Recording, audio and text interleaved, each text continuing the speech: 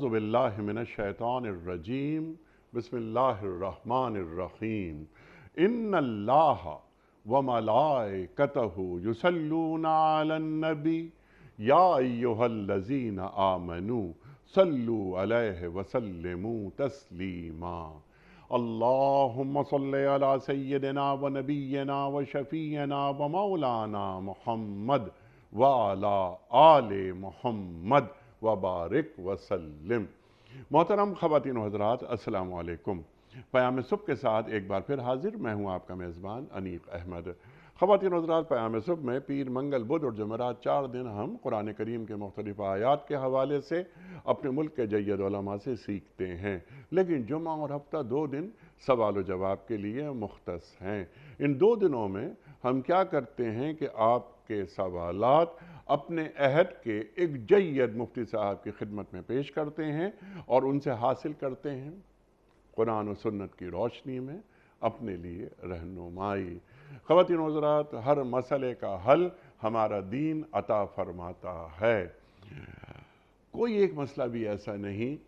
ہمارا دین کیونکہ مکمل ہے، الیوم اکملت لکم دینکم واتممت علیکم نعمتی وردیت لکم الاسلام دینا۔ خواتین و حضرات، کچھ سوالات آپ کی جانب سے آتے ہیں، کچھ سوالات ہم یہ ویڈیو کوئسچنز ریکارڈ کرتے ہیں پورے پاکستان کے مختلف شہروں میں کھڑے ہو کر۔ وہ ویڈیو کوئسچنز بھی ہم رکھتے ہیں اپنے معزز مہمان کی خدمت میں۔ آج کے ہمارے معزز مہمان محترم مفتی محمد زبیر صاحب۔ خواتین و حضرات، مفتی محمد زبیر صاحب ایک جانا مانا نام، ہمارے ملک کا ممبر اسلامی نظریاتی کونسل، فارغ التحصیل دارالعلوم کراچی اور محتمم جامعہ صفا۔ مفتی محمد زبیر صاحب کو خوش آمدید کہتے ہوئے پروگرام کا آغاز اللہ تعالیٰ کے بابرکت نام سے سورۃ الجمعہ اور آیت نمبر 2۔ اعوذ باللہ من الشیطان الرجیم بسم اللہ الرحمن الرحیم هو الذي بعث في الأميين رسولا منهم يتلو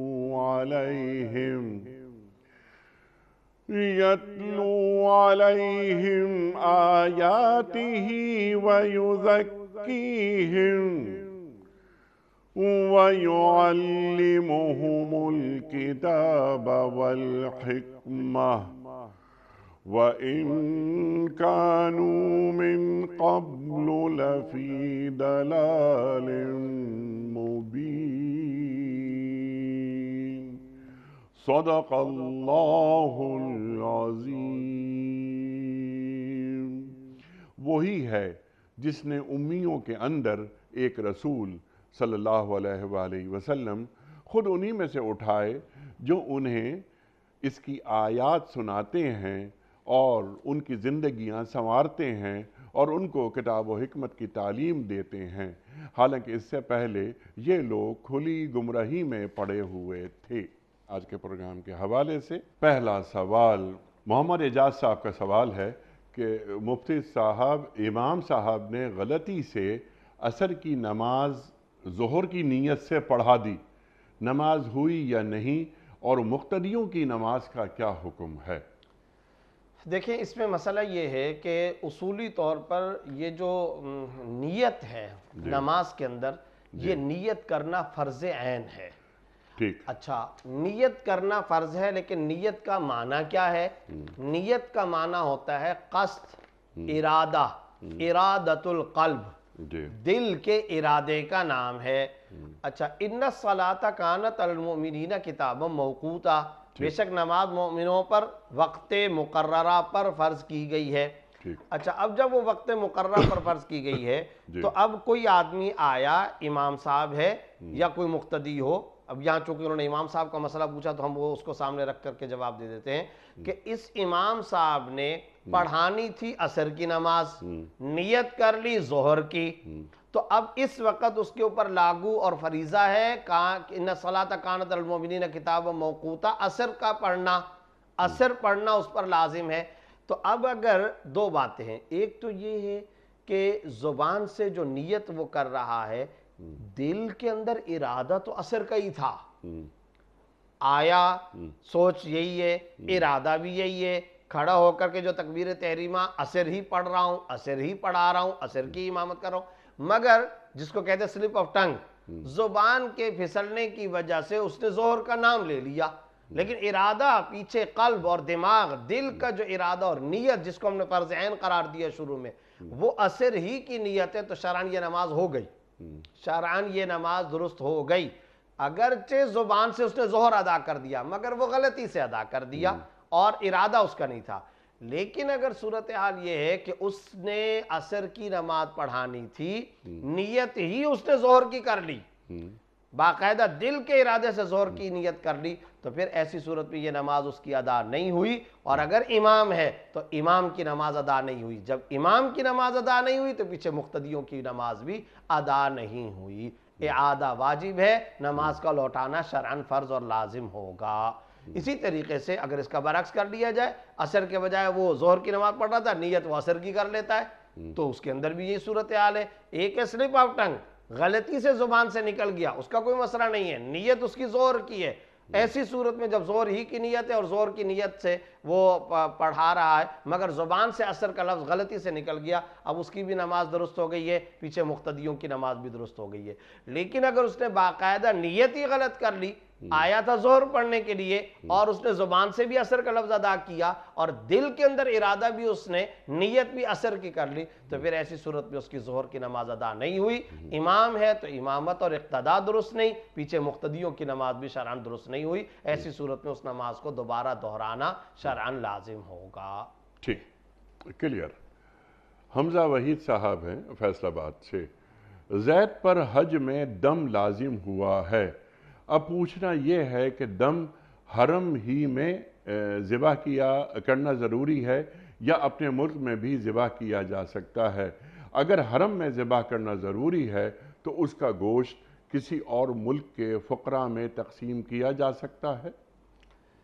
یہ سوال عام طور پر پوچھا جاتا ہے، اور چونکہ اب حج کا زمانہ بھی قریب ہے تو لوگوں پر وہاں بہت ساری غلطیوں کی وجہ سے دم واجب ہوتا رہتا ہے، تو وہاں پر ظاہر ہے کہ دم کی شکل میں وہ بکرے کو یا بکری کو یا بھیڑ کو ذبح کرتے ہیں، تو عام طور پر اس میں 3-4 قسم کے سوالات لوگ بکثرت پوچھتے ہیں، تقریباً ہر دوسرے حاجی کی زبان پر یہ ہوتا ہے، خدا نخواستہ اگر کوئی ایسی غلطی ہو گئی جس کی وجہ سے دم واجب ہوتا ہے، وہ یہ پوچھتے ہیں۔ اچھا، بعض لوگ تو کچھ اور ہی ذہن رکھتے ہیں، وہ یہ کہتے ہیں بھائی بکرا ذبح کرنے کے بجائے ہم اتنے پیسوں کا غریبوں میں راشن کیوں نہ بانٹ دیں، بعض لوگ یہ کہتے ہیں، اور بعض لوگوں کے ذہن میں یہ ہوتا ہے کہ اچھا اگر ذبح کرنا ہی ہے تو اپنے ملک کے اندر غریب زیادہ ہیں وہاں پر ہم کر لیں۔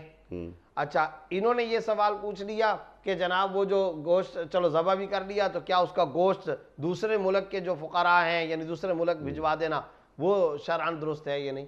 تو ان سارے سوالوں کا جواب یہ ہے کہ قرآن و حدیث میں اس بات کی صراحت اور وضاحت موجود ہے کہ آپ نے دم کی وجہ سے بکرا ہی ذبح کرنا ہے، آپ نے بھیڑ اور بکری ہی ذبح کرنی ہے، یہ واضح طور پر قرآن کریم میں کیا آ رہا ہے بار بار کہ محلہ، قرآن کریم کے اندر لفظ آتا ہے کہ اس کے مقام پر حدود حرم، حدود حرم، ساری حدیثیں بھری ہوئی ہے، تو آپ نے باقاعدہ بکرا، بکری اور بھیڑ دمبا ہی ذبح کرنا ہے، لہذا غریبوں کو راشن دینے سے مسئلہ حل نہیں ہوگا، پیسے دے دینے سے مسئلہ حل نہیں ہوگا، کسی مسجد مدرسے، کسی یتیم خانہ غریب فقیر کو آپ نے کرنسی دے دی، کیش دے دیا، پیسہ نہیں ہوگا مسئلہ حل۔ دم اور دم کا شرعی حکم یہ آپ نے جانور ذبح کرنا ہے، لہذا ایک تو یہ بات کلیئر قرآن و حدیث میں کلیئر کٹ آئی ہوئی ہے۔ دوسرے نمبر پر یہ نہیں ہو سکتا کہ آپ کسی اور ملک میں ذبح کروائیں، نہیں، حدود حرم کے اندر ذبح کرنا ضروری ہے، لہٰذا یہ بات بھی کلیئر ہے قرآن کریم میں اور احادیث میں صراحت کے ساتھ یہ بات آئی ہے، بکرا، بکری، بھیڑ یا دمبا ذبح کرنا ضروری ہے اور حدود حرم میں ذبح کرنا ضروری ہے، دو باتیں۔ تیسری بات یہ ہے کہ یہ باہر کے دوسرے لوگوں کو گوشت بھجوانا اور وہاں جا کر کے یہ گوشت تقسیم کرنا یہ جائز نہیں ہے، بلکہ یہ حدود حرم کے فقراء کا حق ہے، لہٰذا یہ حدود حرم کے فقراء اور مساکین پر ہی یہ گوشت لگ سکتا ہے، غنی بھی نہیں کھا سکتا، خود بھی نہیں کھا سکتا، مالدار حجاج کو بھی نہیں کھلا سکتا، صاحب حیثیت مکی لوگوں کو بھی نہیں کھلا سکتا ہے۔ فقراء اور مساکین کو کھلانا ضروری ہے، اور وہ بھی حدود حرم کے، مکہ مکرمہ اور حدود حرم ہی کے فقراء کا شرعی طور پر یہ رائٹ اور حق ہے، لہٰذا یہ کسی اور جگہ منتقل نہیں کیا جا سکتا۔ یہ وہ 3-4 باتیں جن کو سمجھنا ضروری ہے۔ اس لیے اگر کوئی غلطی ایسی ہو گئی جس کی وجہ سے دم واجب ہے تو پھر ایسی صورت میں حدود حرم کے اندر یہ جانور ذبح کیا جائے گا اور حدود حرم کے فقراء پر تقسیم کیا جائے گا۔ واضح ہے بات یہ ہے۔ محمد انعام صاحب ہیں لاہور سے، بعض افراد والدین کی قبروں کو بوسہ دیتے ہیں، کیا اس کی اجازت ہے؟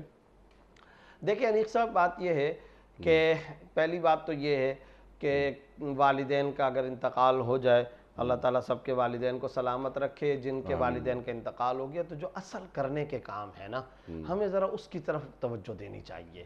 اور یہ میں خاص طور پر آپ کی اجازت سے پیام صبح کے ناظرین و سامعین کی خدمت میں عرض کرنا چاہتا ہوں، وہ کیا کام ہے، بڑے خوبصورت اور بڑے زبردست کام خود آپ صلی اللہ علیہ وسلم نے ترغیب دی ہے۔ مثلا سب سے پہلی بات تو یہ ہے کہ والدین کا انتقال ہو جائے یا والدین حیات ہیں، بالغ اولاد کا، جوان بیٹے بیٹی کا، اللہ تعالیٰ حادثے سے ہر ایک کو بچائے، اگر ان کا انتقال ہو گیا تو سب سے پہلا کام ہے دعا کرنا، دعائے بخشش کرنا، دعائے مغفرت کرنا۔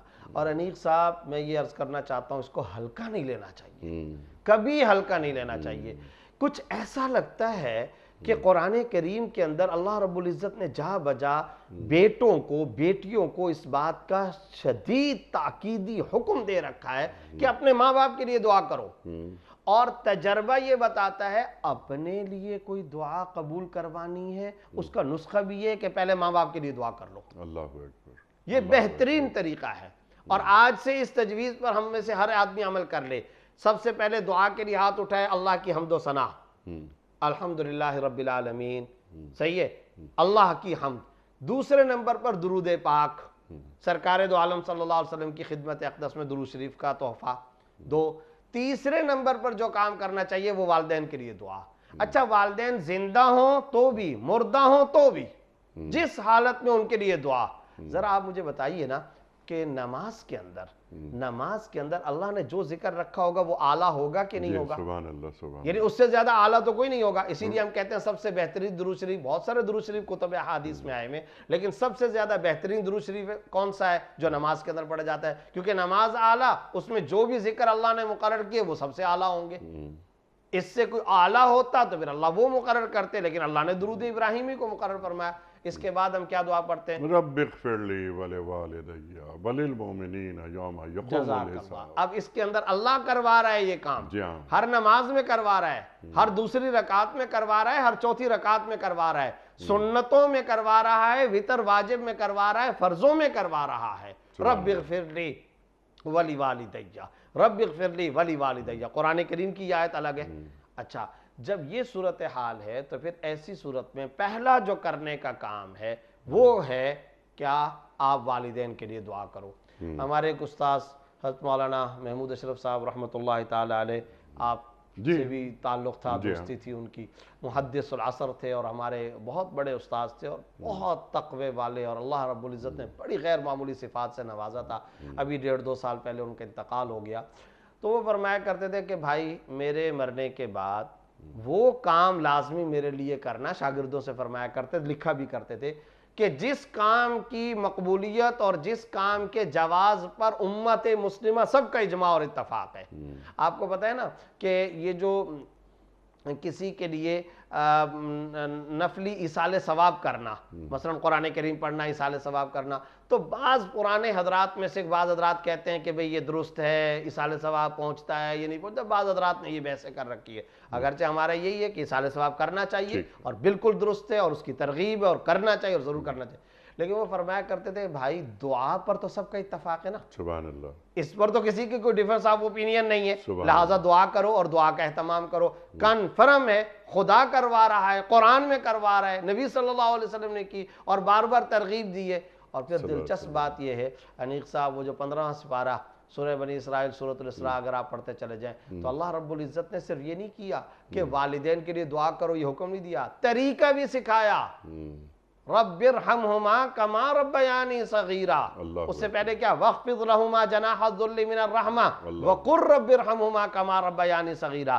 عاجزی کے پروں کو اپنے والدین کے سامنے جھکا کے رکھو، اپنے آپ کو پست رکھو۔ اس سے پہلے آواز کا بھی بتایا، ساؤنڈ تمہاری اونچی نہیں ہونی چاہیے۔ آج کے دور کا یہ بھی تو ایک المیہ ہے نا کہ کانفیڈنس لیول بلڈ کیا جا رہا ہے، اس خوشنما نعرے پر بدتمیز بنا رہے ہیں ہم نئی نسل کو، ٹیچر کے سامنے ہم بھی کانفیڈنس لیول، یہ کیا بات ہو گئی بھائی؟ ہماری اقدار تھی اور یہ قرآن و حدیث کی اقدار ہے۔ تو ایک تو بات یہ ہے کہ وہاں اللہ رب العزت نے والدین کے لیے دعا کا کہہ رکھا ہے، اور پھر آگے کیا، وقل، یہ کہا وقل رب ارحمہما کما ربیانی صغیرا، آپ کہہ دیجئے اے میرے اللہ میرے دونوں والدین پر اسی طرح شفقت اور رحمت کا معاملہ فرما جیسے شیر خاری کی حالت میں انہوں نے میری تربیت کی تھی، ان کا ایسے خیال رکھنا، زندہ ہونے کی حالت میں بھی یہ دعا فرمائی جا رہی ہے۔ تو اصل بات یہ پتہ چلی کہ بلکہ اس طریقے سے تو شاہ صاحب رحمۃ اللہ علیہ نے، شاہ ولی اللہ صاحب رحمۃ اللہ علیہ لکھا ہے ایک نقطہ، اللہ والدین کے لیے دعا کا حکم نہیں دے رہا، طریقہ بھی بتا رہا ہے۔ تمہیں تو طریقہ ہی نہیں آتا، ہم بتائیں گے طریقہ، ہم سکھائیں گے تمہیں طریقہ کہ والدین کے لیے دعا کیسے کرنی ہے، الفاظ بھی اللہ نے خود منتخب کر کے دے دیے۔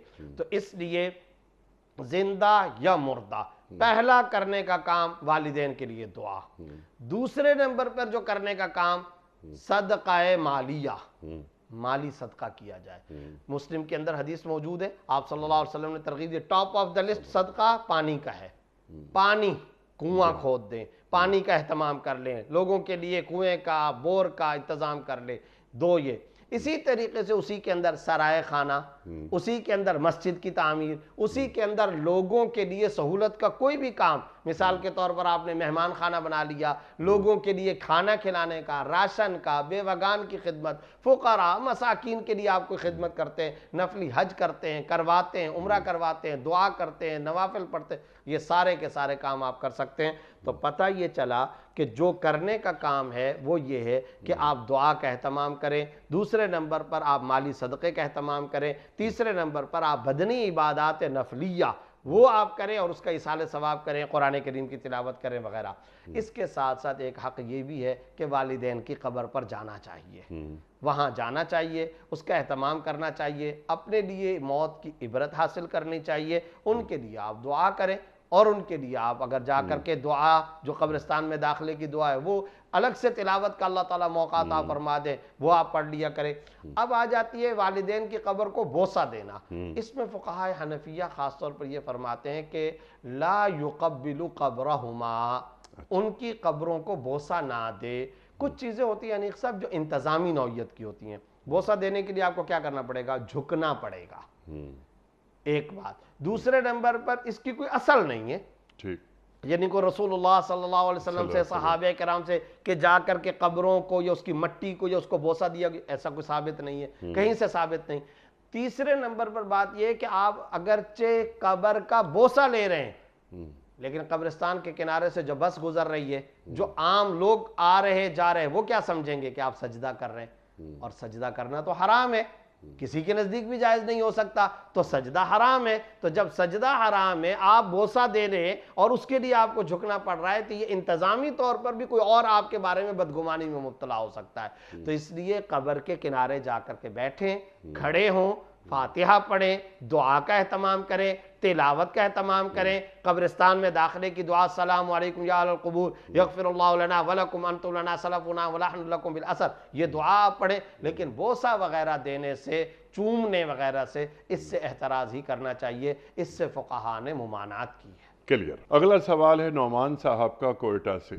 سوال ان کا یہ ہے کہ اگر کسی مدرسے کے طالب علم کو نصابی کتابیں چاہیے ہوں تو کیا زکوٰۃ کی رقم سے خرید کر وہ کتابیں دی جا سکتی ہیں؟ کسی بھی طالب علم کو، اور اس میں یہ تخصیص نہیں کروں گا کہ وہ چاہے مدرسے کا ہو، اسکول کا بھی کوئی ہو سکتا ہے، میڈیکل کا کوئی اسٹوڈنٹ ہو، یونیورسٹی کا کوئی اسٹوڈنٹ ہو، کوئی کالج کا طالب علم ہو، ظاہر ہے کہ اگر اس کو کتابیں چاہیے اور وہ افورڈ نہیں کر سکتا، غریب ہے، تو اس کو زکوٰۃ کی رقم سے کتابیں دلائی جا سکتی ہیں یا نہیں؟ اس کا جواب یہ ہے کہ 3 باتوں کا اہتمام کرنا چاہیے۔ پہلی بات تو یہ کہ وہ طالب علم مستحق زکوٰۃ ہو، یعنی وہ افورڈ نہیں کر سکتا، غریب ہے۔ اچھا، مستحق زکوٰۃ ہونے میں آگے دو کیٹیگریاں ہیں۔ پہلی کیٹیگری تو یہ کہ اگر وہ طالب علم بالغ ہے، بڑا ہے، یعنی بالغ ہے، 15 سال یا اس سے زیادہ کا طالب علم ہے، تو ایسی صورت میں اس کے والدین کو دیکھنے کی ضرورت نہیں ہے کہ والدین کروڑ پتی ہے، لکھ پتی ہے، مالدار ہے یا نہیں، چونکہ شریعت میں ہر عاقل بالغ شخص کی ملکیت الگ الگ کاؤنٹ ہوتی ہے، لہذا یہ بالغ طالب علم ہے، آپ کو ظاہری طور پر نظر آ رہا ہے افورڈ نہیں کر سکتا، تبھی تو وہ آپ سے کتابوں کا مطالبہ کر رہا ہے نا، اور زیادہ کھود کرید بھی کرنا صحیح نہیں ہے، عزت نفس پامال نہ ہو کسی کی۔ اسی لیے آپ کو پتہ ہے، آپ جب زکوٰۃ کے پروگرام کرتے ہیں خاص طور پہ رمضان میں، تو ایک سوال کی آپ خاص طور پر یہ وضاحت کرتے بھی ہیں، کراتے بھی ہیں کہ جناب کسی کو زکوٰۃ دی جائے تو کیا بتانا ضروری ہے؟ تو اس کا جواب کیا ہے؟ نہیں بتانا چاہیے، بلکہ کس عنوان سے دینا چاہیے؟ ہدیہ، تحفہ، گفٹ۔ کیوں شریعت کا یہ حکم ہے؟ اگلے کی عزت نفس پامال نہ ہو جائے، آگے والے کو برا نہ لگ جائے، اس لیے آپ کہیں یہ آپ کی خدمت میں تحفہ ہے، لفافے میں ڈال دیں، آپ الگ سے دے دیں، یہ گفٹ ہے، تحفہ ہے، عطیہ ہے، ہبہ ہے، آپ کو میری طرف سے ایک محبتانہ ہے، شکریہ ہے، اس طرح کی آپ کوئی بات کر لیں۔ تو اب اگر وہ طالب علم 15 سال یا 15 سال سے زائد عمر کا ہے، آپ کو ظاہری حالات میں یہ لگتا ہے، بس آپ اس کو زکوٰۃ کی رقم دے سکتے ہیں اور اس کو کتابیں بھی دے سکتے ہیں۔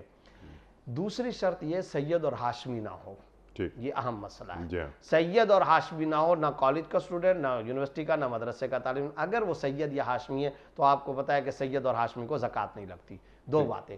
تیسری اہم بات یہ ہے کہ اگر وہ بچہ نابالغ ہے، جیسا کہ ہمارے معاشرے میں انیق صاحب چھوٹے بچے جو ہوتے ہیں اسکولوں میں جانے والے، تو کئی مخیر حضرات اور اصحاب ثروت ان چھوٹے بچوں کی فیسیں اور ان بچوں کی کتابیں اور اسٹیشنری کا سامان زکوٰۃ سے دے دیا کرتے ہیں۔ تو اس میں یہ ضرور دیکھنا چاہیے کہ اس کا جو والد ہے، بچہ اگر نابالغ ہے، اس کے پھر والد کو دیکھا جائے گا، اگر والد مالدار ہے تو پھر آپ زکوٰۃ نہیں دے سکتے۔ اچھا، کیونکہ اب ان الصغیر یعد غنیا باعتبار ابیہ والصغیر یعد فقیرا باعتبار ابیہ، کہ چھوٹا بچہ، نابالغ بچہ، اس کے مالداری کا اعتبار اس کے والد کو دیکھ کر کے کیا جائے گا۔ اگر والد مالدار، یہ بھی مالدار کاؤنٹ ہوگا، والد فقیر، یہ بھی فقیر اور غریب اور مستحق زکوٰۃ کاؤنٹ ہوگا۔ تو دیکھا جائے اگر اس کا والد ایسا ہے کہ وہ زکوٰۃ کا مستحق ہے تو پھر آپ نابالغ بچے کو بھی اسٹیشنری کا سامان اور کتابیں دلا سکتے ہیں، نصابی کتابیں یا جو بھی ہے وہ آپ دے سکتے ہیں، اور اگر اس کا والد مالدار ہے تو پھر نابالغ بچے کو آپ نہیں دے سکتے۔ کلیئر۔ جاوید ستار صاحب کا سوال ہے کراچی سے، قربانی یا عقیقے کا جانور مغرب کے بعد یعنی رات کے وقت ذبح کرنا جائز ہے یا اس میں کوئی شرعی ممانعت ہے؟ دیکھیں، قربانی کا جانور ہو یا عقیقے کا جانور ہو، عمومی طور پر تو حضرات فقہا لکھتے ہیں، جو قرآنی کتابوں کے اندر مسئلہ لکھا ہوا ہے وہ یہ ہے کہ رات کے وقت میں نہیں کرنا چاہیے، لیکن یہ نہیں ہے کہ وہ کوئی فرض ہے دن میں کرنا یا واجب ہے، یا رات کے وقت میں اگر قربانی کا جانور ذبح کریں گے تو قربانی نہیں ہوگی یا عقیقہ نہیں ہوگا، ایسا کچھ بھی نہیں ہے۔ قربانی بھی درست ہو جائے گی، عقیقہ بھی درست ہو جائے گا، البتہ کراہت لکھیے یعنی کراہت تنزیہی، یعنی کیا مطلب؟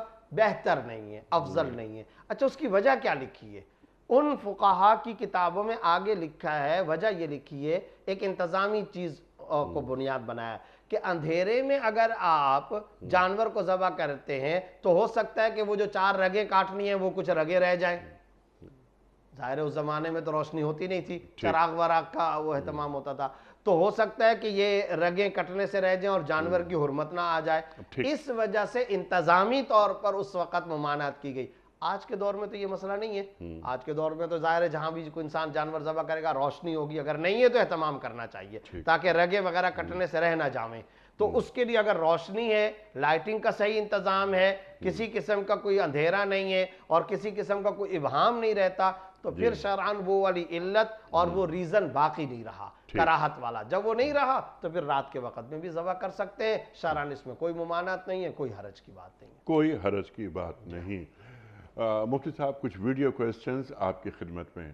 پہلا سوال، میرا سوال علماء سے یہ ہے کہ ایک مسجد جو کہ کسی گٹر کے اوپر بنی ہوئی تعمیر ہوئی ہو اور ساتھ میں گٹر بھی بہہ رہا ہو اور जब उसका पानी गर्मियों में भाप बन के स्टीम बन के ऊपर आता है तो दीवारों पे लगता है, उसके फर्श पे लगता है।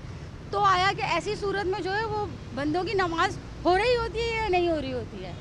मुझे इसका जवाब चाहिए मुझे, क्योंकि इसका सेटिस्फेक्शन जवाब कहीं से नहीं मिला। क्या सवाल है। गटर का पानी फिर वो भाप बन के उठता है, फिर दीवारों से लगता है मस्जिद की। इरशाद। अनीक साहब, ये जो सवाल है, इस सवाल के अंदर एक और बात छुपी हुई है, और वो आपकी इजाज़त से मैं जिक्र करना चाहूँगा। जी। रियासत, स्टेट या हुकूमत अगर वो जगह रखती है तो कम से कम वो गटर पर तो नहीं रखेगी ना। तो गटर पर मस्जिद आई कैसे? सही बात है। इसका बड़ा सबब ये कि कब्जे की ज़मीन पर मस्जिद बनाई गई है। तो ये तो नाजायज़ है। नाजायज़। साफ बात करनी चाहिए और वाज़े और क्लियर कट बात करनी चाहिए। कब्जा करके कब्जे की ज़मीन पर या तजावुज़ात करके या गटर को संभाल करके उसको भी किसी तरह कब्जे में ले लिया जाए, और दाएं से बाएं से मार्केट है, रास्ता है, कुछ भी है, आप ना रास्ते को देखें ना गटर को देखें, बस ऊपर आपने कुछ छत वगैरह डाल दी, और कब्जे की ज़मीन पर या तजावुज़ात की ज़मीन पर सब नाजायज़ काम है।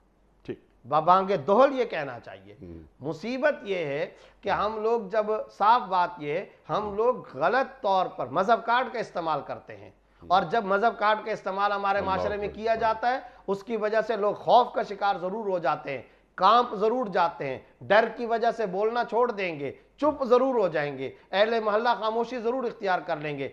लेकिन सवाल यह है कि क्या आप इस तरीक़ेकार से इंसानियत को मुतासर कर सकते हैं?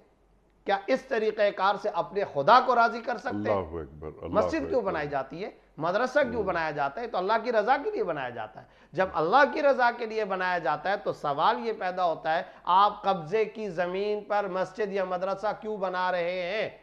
आपने तो जन्नत को हासिल करने के लिए बनाया था। तो जब नाजायज तरीके से जो काम किया जाएगा, खुदा की रहमत कैसे आएगी? इसलिए पहली बात तो ये, कब्जे की ज़मीन पर मस्जिद या मदरसा वगैरह बनाना जायज़ नहीं है। इस मसले को वाज़े तौर पर क्लियर कट समझना चाहिए। अब रह जाती है ये बात कि किसी ने गटर वाली जगह पर ऊपर मस्जिद बना ली, तो अगर तो मामला ये है कि पहले से वो गटर बह रहा है और किसी ने उसके ऊपर, ज़ाहिर है यही सूरत ही बनेगी कि गटर बह रहा है और किसी ने छत वगैरह डाल करके उसके ऊपर, तो फिर ये याद रखें जो मस्जिद होती है वो सबसे नीचे, यानी बिल्कुल गड्ढे से लेकर नीचे नीचे निचले गड्ढे से लेकर अर्श तक, आसमान तक पूरी की पूरी मस्जिद होती है। अगर नीचे गटर बह रहा है तो वो तो शरई तौर पे मस्जिद बनी ही नहीं है, वो तो शरई मस्जिद नहीं बन सकती है। मस्जिद तो नीचे से लेकर ऊपर तक सारी की सारी होती है, इल्ला ये कि मस्जिद बनाते वक्त वाकिफ या मुतवल्ली निचली वाली जगह को मुस्तस्ना करने की नियत कर ले। मगर यहाँ वो वाला मामला नहीं है, कोई मुस्तस्ना करना और नियत करना वगैरह नहीं है। बता रही है कि गटर है, ऊपर किसी ने मस्जिद बना ली है, जाहिर है कि इसके अंदर तो वो वक़्फ़ के मुतवल्ली के मुस्तस्ना करने वाली शिक मौजूद ही नहीं है, लिहाजा ये जायज़ नहीं। दोनों बातें आगे, और मस्जिद एक दफा बन गई जिस जगह पर क़यामत तक वो मस्जिद ही रहेगी, मस्जिद ही होती है। अच्छा, अब मसला ये है कि ये जो कह रही है कि नमाज होगी या नहीं, तो उसका जवाब ये है कि अगरचे ये मस्जिद तो नहीं बन सकेगी लेकिन नमाज हो जाएगी। ठीक। नमाज क्यों होगी? जिस मकाम पर आपका सजदा हो रहा है, माथा टेकना है, जिस जगह पर आपने नमाज अदा करनी है, वो जगह जाहिरी तौर पर सामने पाक हो। अगर वो पाक है तो नमाज बहरहाल अदा हो जाएगी, फरीज़ा अदा हो जाएगा।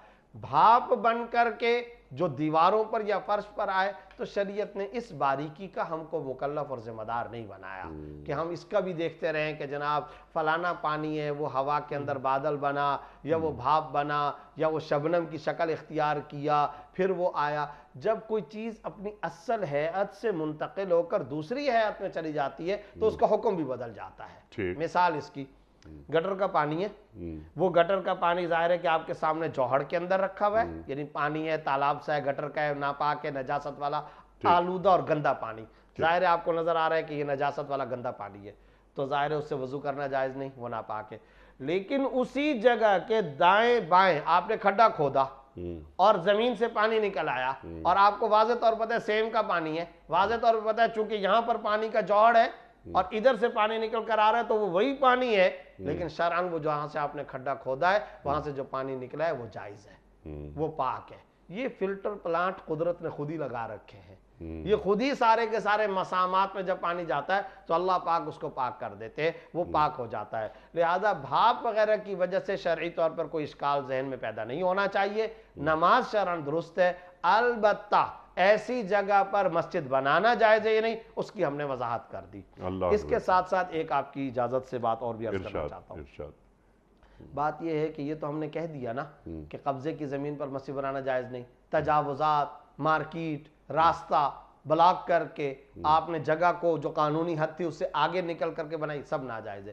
لیکن دیکھیں یہ مسئلہ صرف اور صرف یک طرفہ نہیں ہوتا، دو طرفہ ہوتا ہے۔ ہماری حکومت وقت اسٹیٹ اور ریاست کو بھی تو اس بات کا اہتمام کرنا چاہیے کہ ہر سوسائٹی، ہر علاقہ، ہر محلہ، ہر مقام پر مساجد کے لیے پلاٹوں کو مختص کرے۔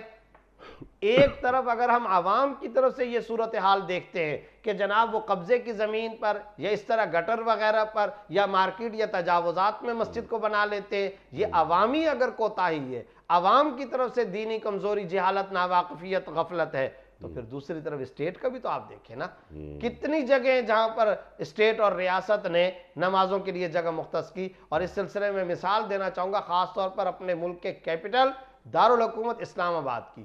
ہم وہاں جاتے ہیں، حیران ہوتے ہیں، وہاں جو میرا خیال ہے KDA یا CDA ہے غالباً، CDA۔ اب کیا ہے وہاں پر بینکوں میں، مختلف شاپنگ سینٹروں، مالز، دکانوں، یعنی سڑکوں پر دائیں اور بائیں کون بس رہا ہے؟ ہندوستان کے ہندو تو نہیں بس رہے، سارے کے سارے مسلمان ہیں، سارے کے سارے نمازی ہیں، سارے کے سارے عبادت گزار ہمارے برادران اسلام ہیں، لیکن کبھی وہاں پر پلوں کے نیچے، کبھی خود وہ چھاپڑے ٹائپ کے لگا کر کے سال سے 30 سال سے وہ بیچارے درمیان کے اندر گرین بیلٹ پر دائیں طرف بائیں طرف نمازیں پڑھنے پر مجبور ہیں۔ ایک آدھ جگہ کی بات نہیں کر رہا ہوں، سینکڑوں جگہ ہے ایسی۔ آپ کا جانا رہتا ہے اسلام آباد میں، ہم ہر وقت جاتے رہتے ہیں، اور کیا کریں، یہ بلڈنگیں وہ زبردست قسم کی آسمان ہائی رائز بلڈنگیں، یہ بلڈنگیں، شاپنگ مال، سینٹر، مارکیٹیں، کچہریاں، بازار، سینٹر، مارکیٹیں، دکانیں، سب کچھ ہے، مسجد نہیں ہے۔ آپ ذرا بتائیے، آپ باہر کی دنیا کے اندر عام طور پر جاتے رہتے ہیں، شاپنگ سینٹرز ہوں یا عرب ممالک ہوں، تو وہاں پر بھی الگ سے جگہ مختص کی جاتی ہے، اور وہاں پر لوگ جا کر کے نماز ادا کرتے ہیں، اور اس کے ساتھ وضو کی جگہ باقاعدہ بنی ہوتی ہے، بعض اوقات واش روموں کی جگہ، ہر چیز کی سہولت موجود ہوتی ہے۔ یہ اسلامی ملک ہے، میں اس کے دارالحکومت کی یہ حالت بتا رہا ہوں، تو خدا را ہماری مقننہ کو، مقتدرہ کو، ہمارے ارباب اقتدار کو اس طرح بھی تو توجہ دینی چاہیے کہ بھائی آپ ان تمام مارکیٹوں میں کچھ جگہ مختص کریں، اور پلاننگ کے اندر رکھیں، ماسٹر پلان کے اندر رکھیں، اور اس میں مسجد کے لیے باقاعدہ جگہ، تاکہ دائیں بائیں کے دکاندار نمازی وہاں آ کر کے کم از کم نماز تو ادا کر سکیں۔ اس کے ساتھ ساتھ جو خواتین آتی ہیں، شاپنگ کر رہی ہیں، نمازی خواتین ہیں، تو ان کے لیے بھی ایک زنانہ مسجد کا اہتمام ہونا چاہیے، تاکہ وہ خاتون جو شاپنگ کر رہی ہیں، نماز کا وقت ہو گیا وہ جائیں، نماز پڑھیں اور دوبارہ شاپنگ کریں۔ تو یہ بہت اچھی تجویز ہے کہ ہر شاپنگ مال میں مسجد ضرور ہونی چاہیے، اس کو باقاعدہ قانون کا حصہ بنانا چاہیے۔ انشاءاللہ میں بھی یہ کوشش کروں گا کہ اس کو اسلامی نظریاتی کونسل کی سطح پر بھی اس مسئلے کو اٹھایا جائے، اور ایک اچھی بات بھی ذکر کر دوں، موٹر وے پر آپ کا سفر ہوتا ہے تو وہاں پر الحمدللہ مساجد ہیں، اور یہ بھی دیکھ کر کے بڑی خوشی ہوتی ہے کہ نہ صرف یہ کہ مساجد ہیں بلکہ صاف ستھری مساجد ہوتی ہیں، لاکھوں کی تعداد میں، میں یہ بلا مبالغہ کہہ رہا ہوں، ہزاروں نہیں، لاکھوں کی تعداد میں اگر ان سب کو جمع کیا جائے، یومیہ بنیادوں پر لوگ گاڑیاں روکتے ہیں، جائے طعام، جائے قیام، ساتھ میں مسجد کے مینارے کی شکل بھی ہوتی ہے، اور صاف ستھری مساجد، الحمدللہ ثم الحمدللہ، دل خوش ہو جاتا ہے۔ مجھے اب یہ یاد نہیں ہے کہ وہ کس حکومت کا تھا، غیر سیاسی لوگ ہیں، کس حکومت کا یہ پلان تھا، یا کس نے فیصلہ کیا، کس نے یہ وہ کیا، جس نے بھی کیا ہے، میں سمجھتا ہوں انشاءاللہ اس کی بخشش کے لیے، اس کی مغفرت کے لیے کافی وافی جتنے سجدے ہو رہے ہیں، وہ اس فیصلہ کرنے والے جتنے بھی افراد تھے ان کے انشاءاللہ نام اعمال میں جا رہا ہے۔ سارا اجر، سارا ثواب، سارا صدقہ جاریہ ان کیبنٹ یا ان افراد کے نام اعمال میں ضرور جا رہا ہوگا۔ جو اچھی بات ہے اس کو ہائی لائٹ کرنا چاہیے، مگر اس کا دائرہ بڑھانا چاہیے۔ بہت اچھی بات ہے، آپ نے یہ بات ذکر فرمائی، بڑا اچھا کیا۔ ایک بات ذہن میں آتی ہے، جب ہم موٹر وے پہ جاتے ہیں اور مسجد نظر آتی ہے، ہمیں رکتے ہیں، تو کیا ذہن کے کسی گوشے میں کبھی یہ بات آئی آپ کے؟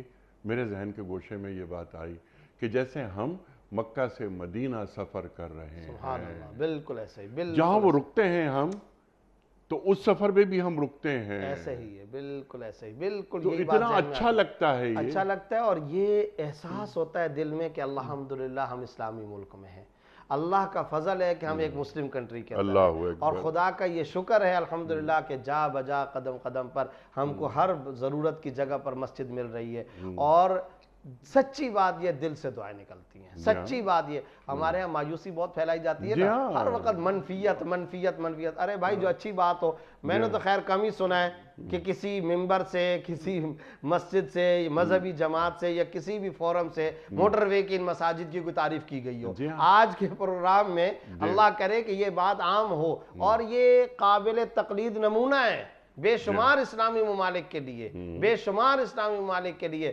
ماشاءاللہ وہاں پر اڈا بھی ہے، اسٹیشن بھی ہوتا ہے، لوگ وہاں رکتے بھی ہیں، ریسٹورنٹ بھی ہوتا ہے، کھانے کی جگہ بھی ہوتی ہے، اور خوبصورت ترین مسجد، اور مجھے یہ نہیں پتا کہ ان کی انتظامیہ کون ہے۔ الحمدللہ عام طور پر مساجد بھی صاف ستھری ہوتی جی ہے، بہت اچھی واش روم صاف ستھرے ہوتے بہت ہیں، اچھے، اور وضو کی جگہ صاف ستھری ہوتی ہے، تو اللہ کا فضل ہے، اللہ کا شکر ہے۔ بہرحال جن لوگوں نے بھی یہ رائے دی اور جنہوں نے بھی یہ کام کیا، اللہ تعالیٰ ان کو جزائے خیر عطا فرمائے۔ سبحان اللہ، سبحان اللہ، اچھی باتوں کی تعریف کرنی چاہیے، اور وہ جو آپ نے بڑی اچھی بات فرمائی کہ مایوسی پھیلائی جاتی ہے، یہ ملک ایک نعمت ہے، خدا کی نعمت ہے، اللہ اکبر، اور نعمت کی جو شکر گزاری کرتا ہے، اللہ فرماتا ہے کہ میں اس نعمت میں اضافہ کرتا ہوں۔ ایمان کے بعد پاکستان ہماری لیے ایک بہت بڑی سبحان نعمت اللہ، ہے۔ سبحان ہم اس اللہ، کو صرف اور صرف محبت کی نگاہ سے نہیں دیکھتے، بلکہ ہم اس کو تقدس بھی دیتے ہیں، صرف اور صرف محبت کی نگاہ سے نہیں دیکھتے، عقیدت کی بھی نگاہ سے دیکھتے ہیں۔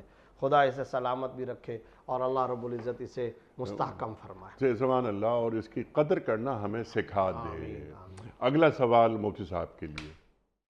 السلام علیکم مفتی صاحب، میرا آپ سے سوال یہ ہے، لوگ ناجائز کمائی کا کچھ حصہ اللہ کی راہ میں خرچ کر دیتے ہیں، ایسے لوگوں کے بارے میں کیا حکم ہے؟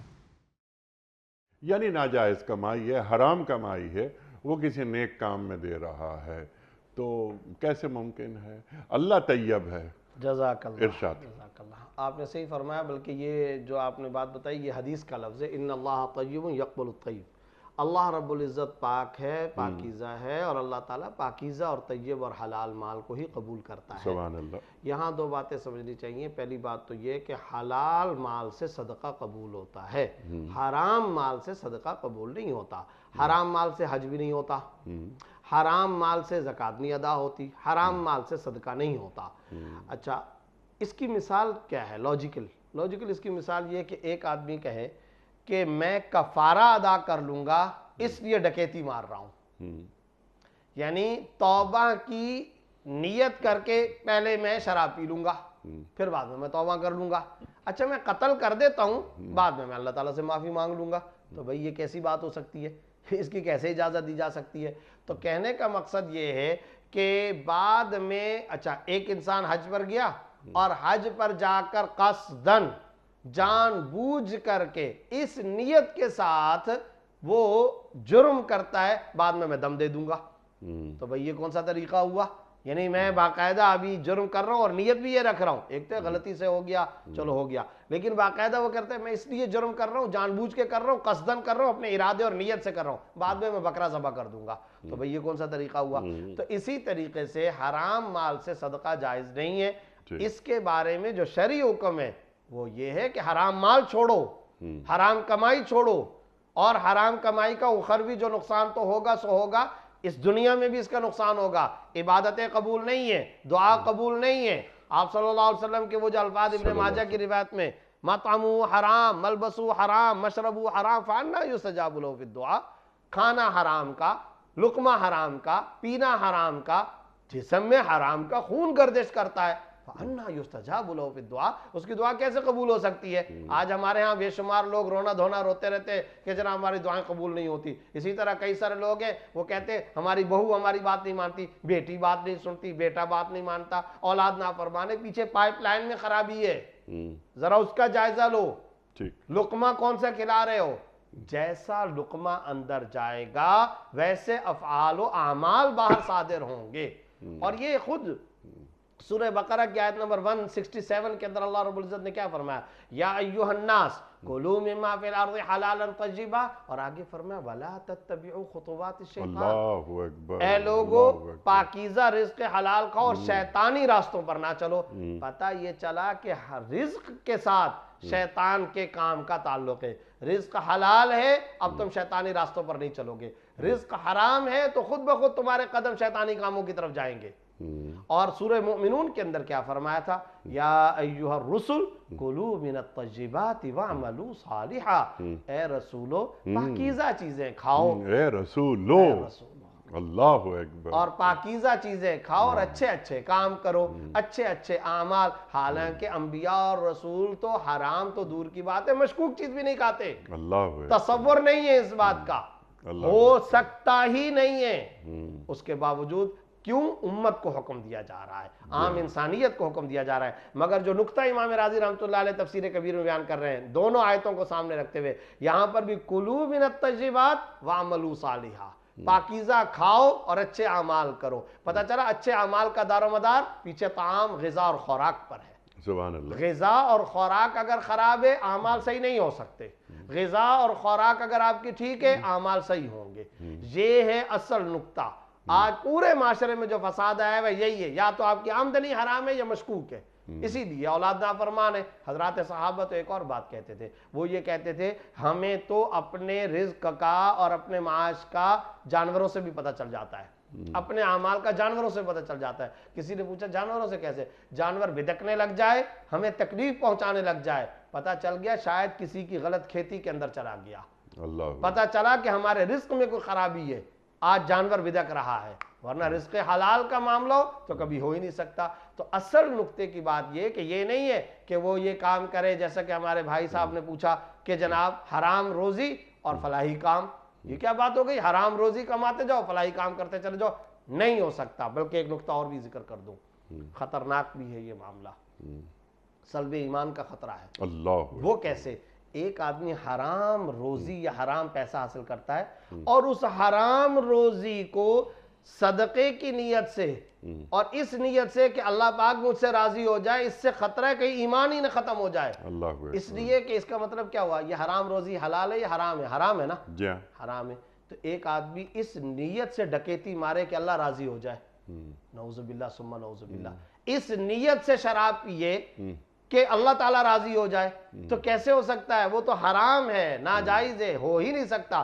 تو اسی طریقے سے آپ حرام روزی سے صدقہ کر رہے ہیں، بالکل جائز نہیں۔ ہاں البتہ اگر کسی کے پاس حرام مال آ ہی گیا کسی طریقے سے، مثلا کوئی سیونگ اکاؤنٹ ہے اس میں سود لگ کر کے آ گیا، یا کسی طریقے سے کسی جگہ سے سود اس کے پاس آ گیا، یا اللہ بچائے اس نے شراب کا کوئی کام وام کیا تھا اس کے نتیجے میں پیسہ آ گیا، یا کوئی بدکاری کا پیسہ آ گیا، تو پھر ایسی صورت میں اس کو صدقہ کرنا لازم ہے، مگر صدقے کی نیت سے نہیں، اپنی جان چھڑانے کی نیت سے۔ بلا نیت ثواب صدقہ کیا جائے گا، ثواب کی نیت نہ کرے، جیسے عام دنوں میں ہوتا ہے کہ جب یہ خرچ کرے گا تو اتنے پیسے میں نے خرچ کیے اس کا اجر ملے گا، نہیں، بلا نیت ثواب اس نیت سے اس کو خرچ کر دے سماجی فلاحی رفاہی کاموں کے اندر کہ یہ ایک نجاست ہے جس نجاست کو میں اپنے وجود سے دور رکھنا چاہ رہا ہوں۔ مفتی صاحب آپ کا بڑا ممنون، بڑا شکر گزار، آپ تشریف لائے۔ خواتین حضرات، یہ جمعہ اور ہفتہ 2 دن سوال و جواب کے لیے ہوتے ہیں، آپ اور ہم جانتے ہیں ان 2 دنوں میں ہم آپ کے سوالات رکھتے ہیں محترم مفتی صاحب کی خدمت میں اور حاصل کرتے ہیں اپنے لیے قرآن و سنت کی روشنی میں رہنمائی۔ ہمارے علماء کو اللہ سلامت رکھے، تشریف لاتے ہیں اور ہماری تمام کنفیوژنز، ہمارے ابہام دور کر دیتے ہیں۔ خواتین و حضرات، وقت یہاں مکمل ہوا ہمارے آج کے پروگرام کا۔ آپ اور ہم جانتے ہیں کہ پیام صبح کا اختتام ہوتا ہے روزانہ ایک قول پر، اور وہ قول ہوتا ہے صاحب نہج البلاغہ امیر المومنین حضرت علی مرتضیٰ کرم اللہ وجہہ کا۔ آپ فرماتے ہیں جب تمہیں رزق اور روزی دی جائے تو تم انفاق کرو، جب تمہیں رزق اور روزی دی جائے تو تم انفاق کرو۔ سبحان اللہ، سبحان اللہ۔ اپنے میزبان انیق احمد کو کل تک کے لیے اجازت دیجیے۔ خدا حافظ۔